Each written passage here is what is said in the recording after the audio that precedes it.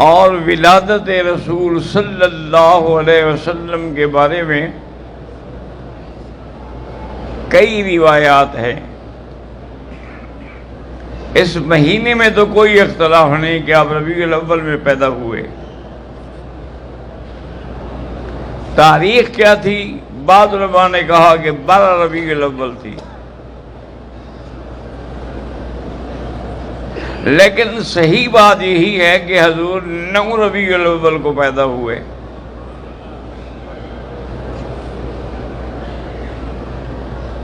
الحمدللہ آج کل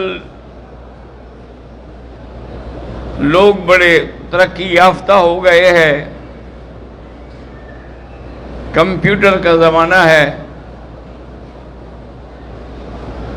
تو جو لوگ کمپیوٹر پہ کام کرنا جانتے ہیں ان سے کہیں کہ وہ دیکھیں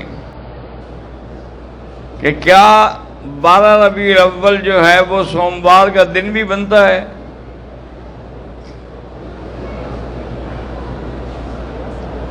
اصل ولادت جو ہے وہ 9 ربیع الاول ہے۔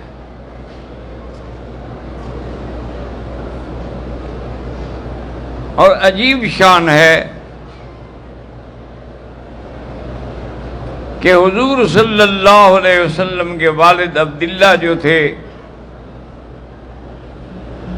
وہ مدینہ منورہ تشریف لے گئے تھے کچھ تجارت کے امور میں۔ اللہ کی شان ہے کہ وہی فوت ہو گئے۔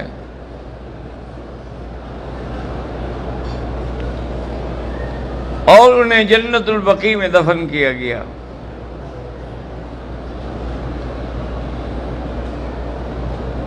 تو حضور صلی اللہ علیہ وسلم کی جب ولادت ہے تو ظاہری دنیا کے اسباب کے تابع باپ کا سایہ بھی نہیں ہے۔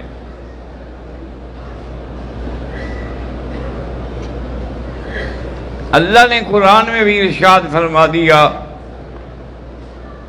کہ الم یجد کا یتیما فآویٰ،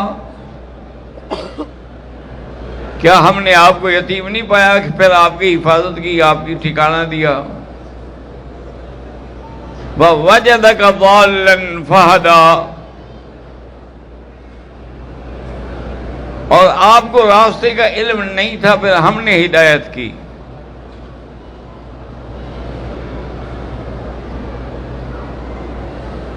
سرزمین حرم کا عرب کا رواج ہے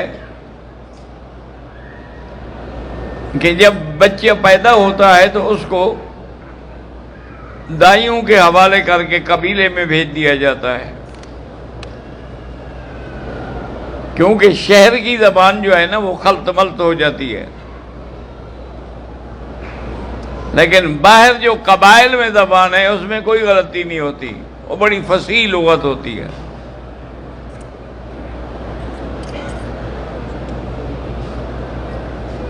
اب آپ والد فوت ہو چکے تھے، جب ولادت کی خبر ملی تو حضرت عبد المطلب نے اپنی کفالت میں لیا۔ عبد المطلب جب آئے حضور کو اٹھایا تو ان کی والدہ سے کہا کہ خیال رکھنا ان ھذا لہ شان، یہ کوئی شان والا بچہ ہے، اس کی حفاظت کرنی ہے۔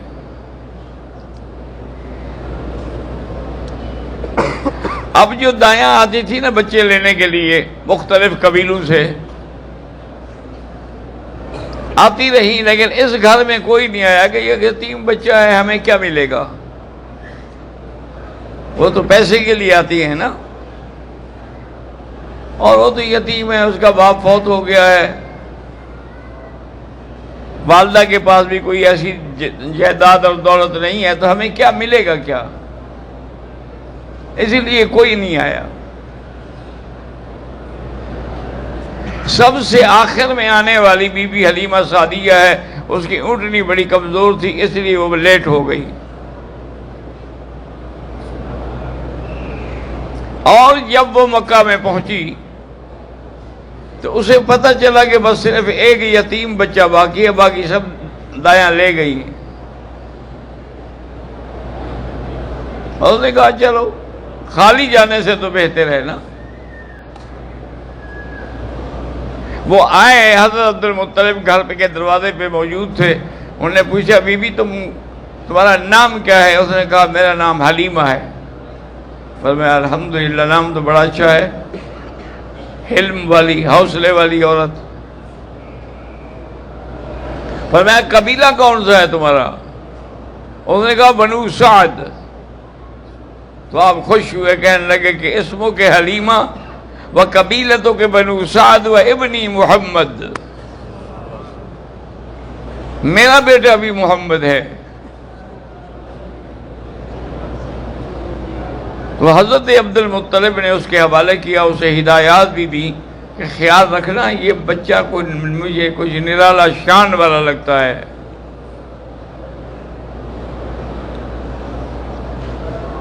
بی بی حلیمہ فرماتی ہیں میں واپس آئی تو میں تو آپ کا چہرہ دیکھ کے اتنا خوش ہو گئی کہ مجھے یہ بھی بھول گیا کہ کوئی پیسے بھی ملیں گے یا نہیں ملیں گے. میں نے کہا اتنی بڑی دولت اللہ نے مجھے دے دی ہے، پیسے لے کے کیا کروں گی؟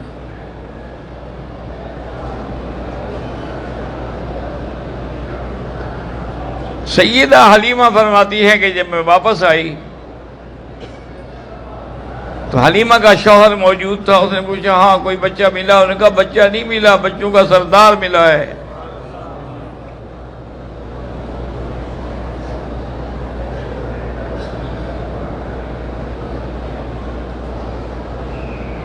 اس نے بھی دیکھا تو حیران ہو گیا کہ اتنے خوبصورت، اتنا جمال.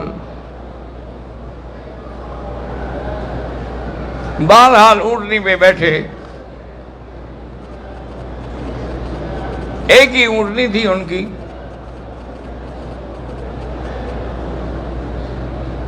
تو آگے شوہر بیٹھا، پیچھے حلیمہ بیٹھی. اب اونٹنی کو اٹھائیں وہ چلتی نہیں، اٹھتی نہیں.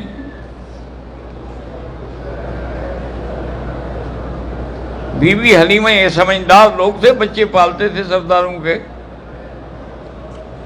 اس نے عبداللہ سے کہا معلوم ہوتا ہے کہ یہ بچہ پیچھے بیٹھنے کے لیے نہیں آیا، یہ آگے جانے کے لیے آیا ہے. یہ تو انبیاء کے بھی آگے کھڑا ہوگا تو ہمارے پیچھے کیسے رہ سکتا ہے؟ تم اس کو اپنی گود میں لے لو. عبداللہ نے اسے اپنی گود میں لے لیا بڑا سنبھال کے. انہوں نے کہا اس کے اونٹ کی مہارب مجھے دے دو، اونٹنی کو میں چلاتی رہوں گی. انہوں نے کہا ٹھیک ہے. بس دینا تھا کہ اونٹنی تو جی اٹھ کے کھڑی ہو گئی. وہ تو اتنے ناز سے اور تیز چلی کہ ساری اونٹنیاں پیچھے رہ گئی اور حلیمہ سب سے پہلے اپنے گھر پہنچ گئی.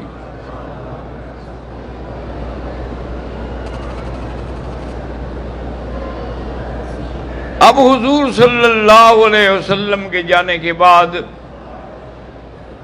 بی بی حلیمہ کہتی ہے جو ہمارے گھر میں فقر تھا، بکریاں مال مردہ تھے، کوئی کھانے کی چراگاہیں نہیں تھی اتنی اچھی، وہ تو یکدم انقلاب آ گیا. میرے مال بکریاں جہاں جاتی واپس آتی پیٹ بھرا ہوا اور اتنا دودھ کہ ساری میری سہیلیاں حیران ہوتی کہ کون سی چراگاہ ہے جہاں تم چراتی ہو. انہوں نے کہا چراگاہ تو وہی ہے پر چرانے والا اور ہے.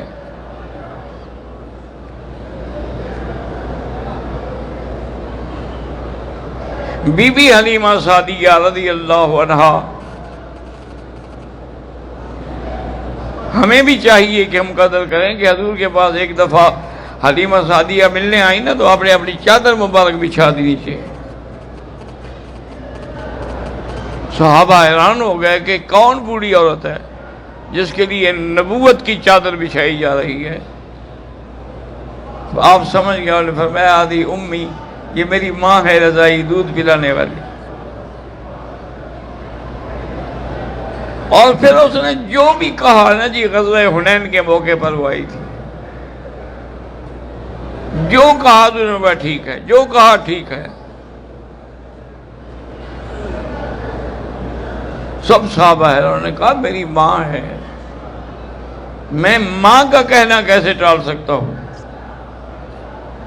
تو جس پیغمبر کو رضائی ماں کا اتنا خیال تھا، حقیقی والدہ کا کیا مقام ہوگا؟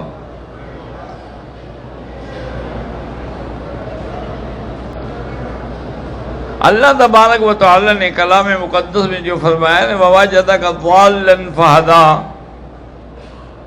اس آیت کی تفسیر میں بعض علماء نے یہ بھی لکھا ہے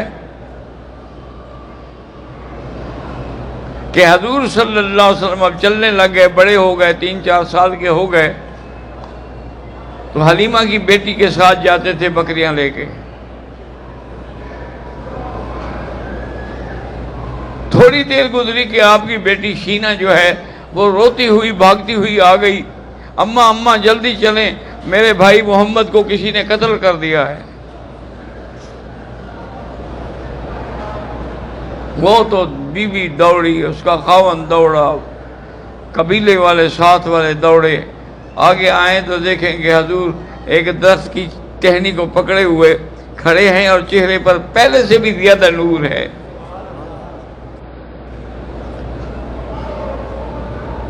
بی بی حلیمہ نے چوما اور پوچھا کیا بات ہے؟ مجھے تو پتہ نہیں ہے۔ 2 آدمی آئے تھے، انہوں نے مجھے سلا دیا، پھر میرا سینہ چاک کر دیا، پھر پتہ نہیں اس میں کیا ڈالا، پھر سلائی کر دی، چلے گئے، میں ٹھیک ہو گیا۔ تو اب بی بی حلیمہ ڈر گئی، انہوں نے کہا ایسے بچے کو رکھنا جو ہے نا وہ خطرے سے خالی نہیں، خدا نہ کرے کچھ ہو جائے تو میں ان کی ماں باپ کو کیا جواب دوں۔ تو وہ لے کے چل پڑی کہ میں واپس کر رہا ہوں کہ جی میں اب نہیں رکھتی۔ راستے میں آئے کچھ آرام کے لیے، چونکہ اونٹنیوں کے سفر ہوتے تھے، بنو سعد کا قبیلہ جو ہے نا یہ طائف سے آگے ہے،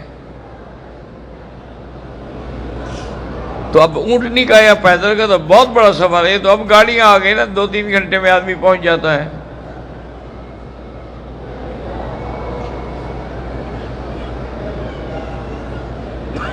تو راستے میں جب آرام کرنے کے لیے کچھ دیر رکے،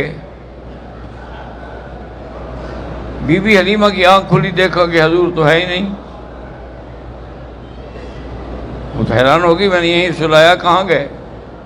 اب وہ دوڑ رہی ہے، یا رب رد علی محمدا، میرا اللہ میرا محمد مجھے واپس کر دے۔ ایک آدمی آگے آیا، اس نے کہا حلیمہ یہ سامنے جو ہے نا یہ بہت بڑے بڑے بڑے خداؤں کا آستان ہے، وہاں جاؤ، ان سے کہو وہ تمہارے لیے دعا کریں کہ محمد مل جائے۔ بی بی حلیمہ فرماتی ہے کہ میں دوڑتی ہوئی وہاں گئی، وہاں ان کے پجاری بھی موجود تھے، مجاور بھی موجود تھے۔ انہوں نے کہا کیا بات ہے؟ انہوں نے کہا میرا بیٹا محمد گم ہو گیا ہے، میں ان خداؤں سے مانگنے آئی ہوں کہ میرا بیٹا واپس آ جائے۔ اور اس نے کہا کیا کہہ رہی ہو؟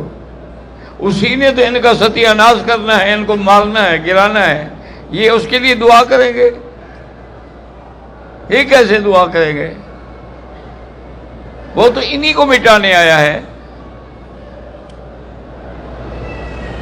تو بی بی حلیمہ کہتی ہے اب میں مایوس ہو کے واپس آ رہی تھی، دیکھا کہ حضرت حضور تو کھڑے ہیں، میں نے سینے سے لگایا، اونٹنی پہ بٹھایا، مکے میں پہنچا، میں نے کہا اب میں نہیں رکھوں گی اپنے قبیلے میں، میری طاقت نہیں ہے اس کی حفاظت کرنے کے لیے۔ اللہ کی شان دیکھیں نا جی، اس کے نرالے انداز ہیں کہ والد مدینے میں فوت ہو گئے، آپ کی والدہ جو ہے وہ بھی آپ کو لے کے مدینے گئی، کیونکہ وہ بنو نجار سے تھے نا جی،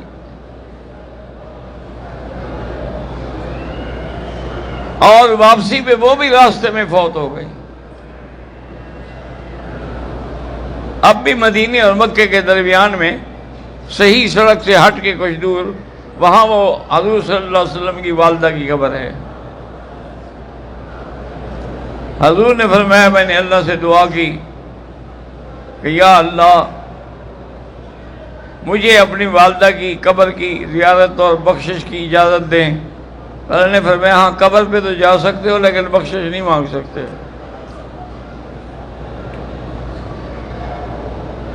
اس کی وجہ یہ ہے کہ جو شرک میں مر جائے پھر اس کے لیے دعا نہیں کی جاتی۔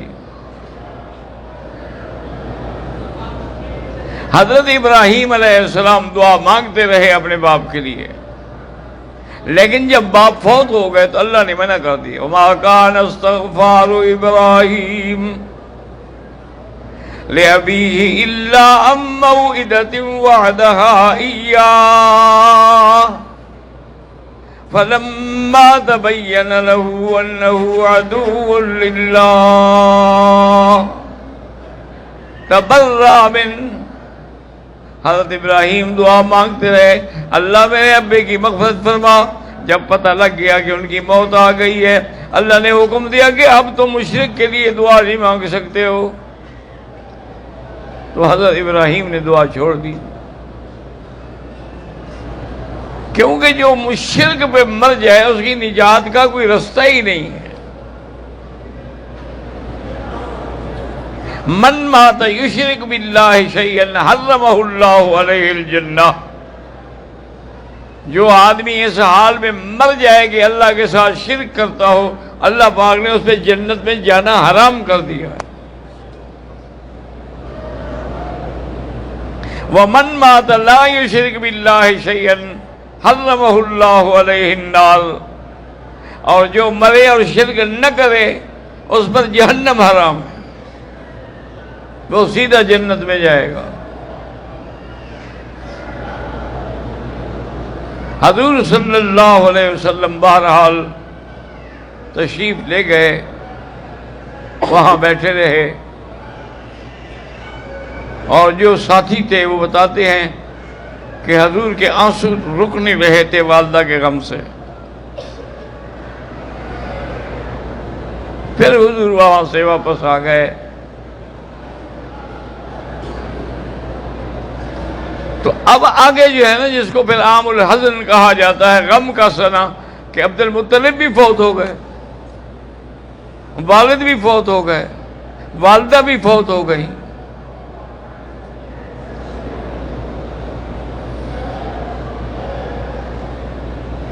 اصل میں میرے اللہ کے ہر فیصلے میں کوئی راز ہے، کیونکہ اللہ یہ چاہتے تھے کہ میرے نبی کی نظر صرف اپنے خدا پر ہو، نہ باپ پر ہو، نہ دادے پر ہو، نہ کسی پر ہو۔ کہتے ہیں نہیں اس کو باپ نے پالا ہے، باپ نے حفاظت کی، دادے نے بڑا خیال رکھا، نہیں، یہ میرا محمد مصطفیٰ وہ شان والا بندہ ہے جس کی میں خود حفاظت کروں گا۔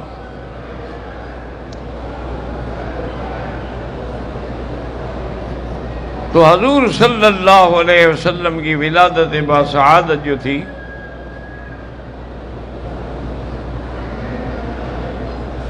اسی لیے کسی نے کہا تھا نا کہ حضور آئے، سر آفرینش پا گئی دنیا، حضور آئے تو ظلمت کو مٹا گئی دنیا۔ حضور صلی اللہ علیہ وسلم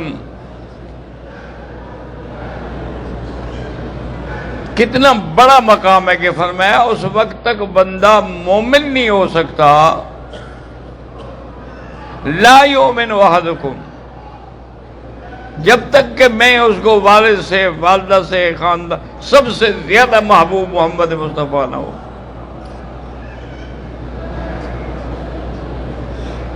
تو اس لیے علماء نے یہاں ایک نقطہ لکھا ہے، توجہ کرو گے انشاءاللہ تو حضور کی آج ولادت کا دن ہے، یاد رہے گا۔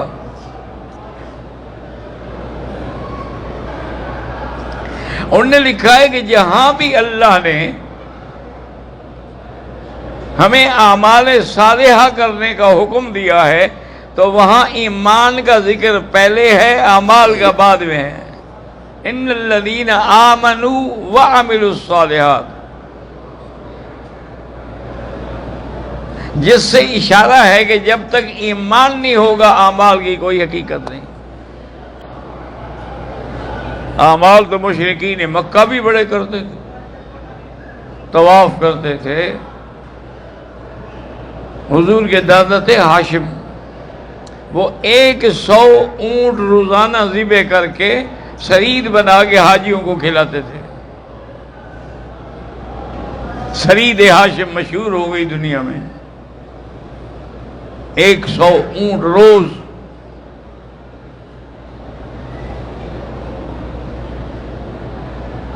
طواف بھی کرتے تھے اور احرام باندھ کے مینا مزدلفہ بھی جاتے تھے، لیکن چونکہ ایمان نہیں تھا لہذا کچھ بھی قبول نہیں۔ تو ہر چیز کی بنیاد کیا ہے؟ ایمان ہے۔ ایمان ہوگا تو عمل قبول ہوگا ورنہ نہیں ہوگا۔ اور ایمان کی جان کیا ہے؟ محبت محمد مصطفیٰ، کہ حضور کی محبت ہوگی تو ایمان ہوگا، ورنہ لا یؤمن، مومن نہیں ہوگا وہ۔ حتی یکون ہواہ تبعا لما جئت بہ۔ تو حضور کی محبت جو ہے وہ بھی گویا کہ ایمان کی بنیاد ہے۔ اگر ایمان نہ ہو عمل قبول نہیں، حضور کی محبت نہ ہو تو ایمان ہی قبول نہیں۔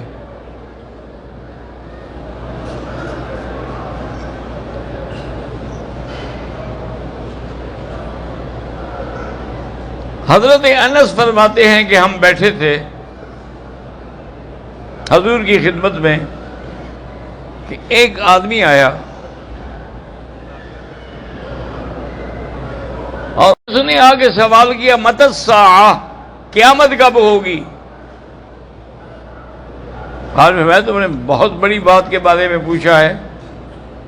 ما اعددت للساعہ، تم نے کیا تیاری کی ہے قیامت کے لیے؟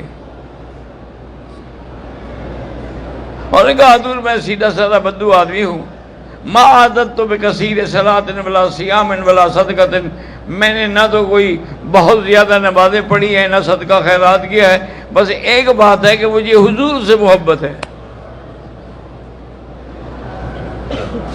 ولکنی احب اللہ ورسولہ۔ ابھی وہ بیٹھا ہوا تھا کہ اللہ نے قرآن نازل کر دیا، وَمَن يُطِعِ اللَّهَ وَرَسُولَهُ فَأُولَٰئِكَ مَعَ الَّذِينَ أَنْعَمَ